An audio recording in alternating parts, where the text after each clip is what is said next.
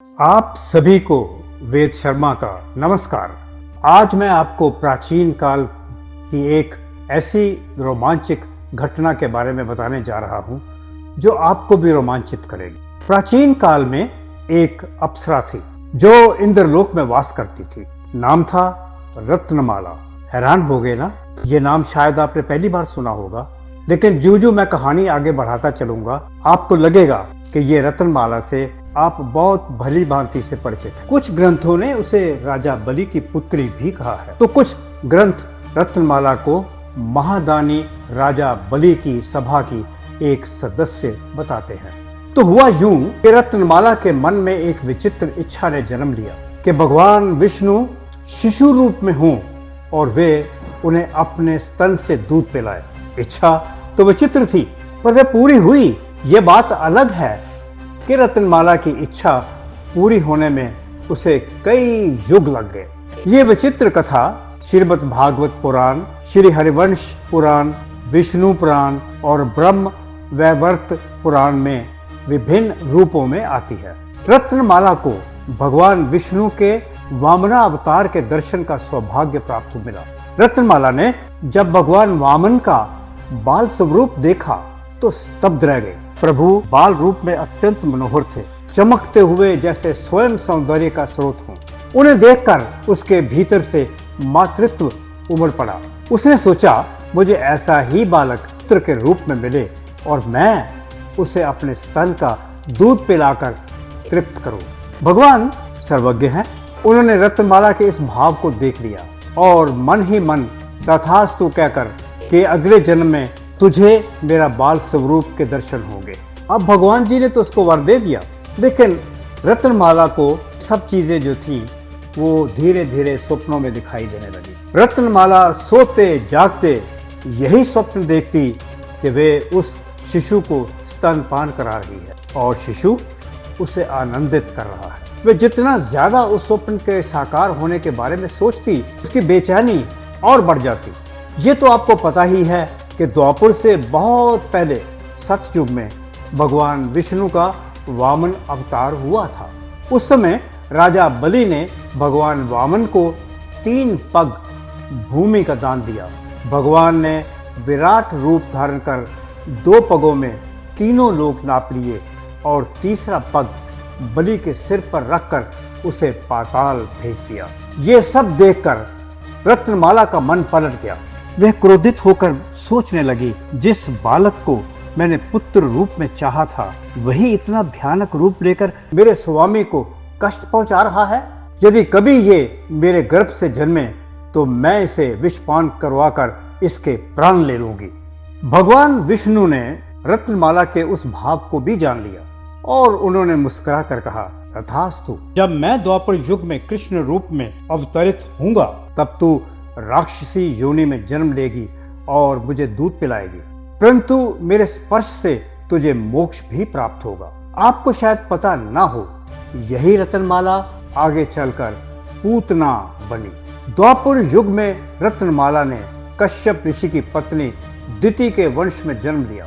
उसका नाम पड़ा पूतना, जिसका अर्थ है पाप से भरी या अशुद्ध आत्मा।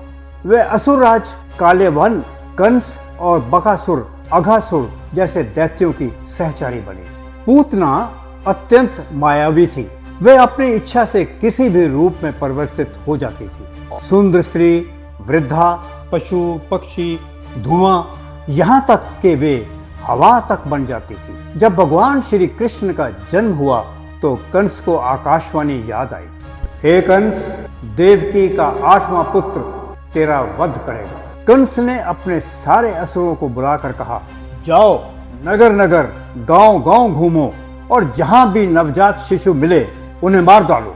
पूतना सबसे चालाक, कुटिल और मायावी थी। कंस ने उसे आदेश दिया, तू विष से अपने स्तनों का लेप कर बालक कृष्ण को मार दे। कंस के आदेश पर एक रात पूतना ने अद्भुत रूप धारण किया।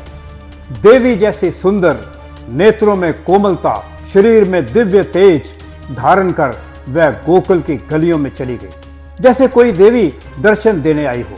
किसी को यह कल्पना तक नहीं हुई कि वे कोई राक्षसी है। पूतना नंद बाबा के घर पहुंची, जहां यशोदा माता बाल कृष्ण को पालने में झुला रही थी। पूतना ने मधुर स्वर में कहा, बहन, ये बालक कितना सुंदर है, मुझे इसे गोद में लेने दो। ममता से भरी यशोदा ने बिना संदेह उसे गोद में लेने दिया। पूतना ने बालक कृष्ण को गोद में लिया और अपने उस स्तन को के मुख में लगाया जिस पर घोर कालकूट विष लगा था।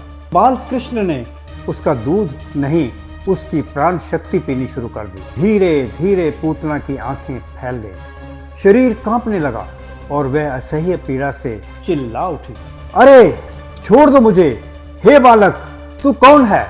पीड़ा से छटपटाती पूतना विशाल राक्षसी रूप धारण कर गोकुल के ऊपर तक फैल गई। उसकी चीख से समूचा वृंदावन हिल गया, लेकिन बालक कृष्ण उसके स्तन से चिपके रहे और अंत में उसने वही प्राण त्याग दिए। पूतना का विशाल शरीर गिरा, धरती डोल गई। परंतु जब गोकुलवासी पहुंचे, उन्होंने देखा बाल कृष्ण हंस रहे थे। पूतना का मृत शरीर सुगंधित चंदन की तरह महक रहा था।